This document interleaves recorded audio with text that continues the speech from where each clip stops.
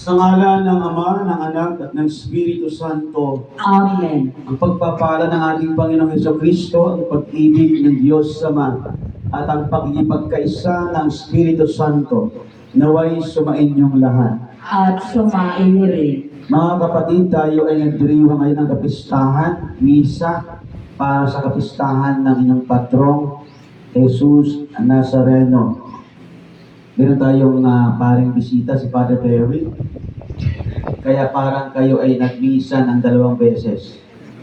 Kung ilan ang pari sa altar, yun din yung misa ninyong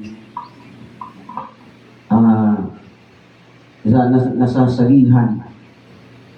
At ngayon din at ipanalangin ang lahat ng ating mga sakripisyo, lahat ng mga pagsubok o krus sa buhay na dala-dala ng ating Poong Nazareno.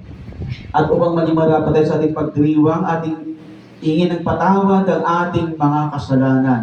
Lahat tayo, inaamin ko sa mga kapangyarihang Diyos at sa iyong mga kapatid, lalo ba akong nagkasala sa isip, sa salita at sa gawa at sa aking pagkukulang. Kaya sinasama ko sa mahal na Birhen Maria, sa lahat ng mga anghel at mga banal, at sa iyong mga kapatid na ako'y madalangin sa Panginoon ating Diyos.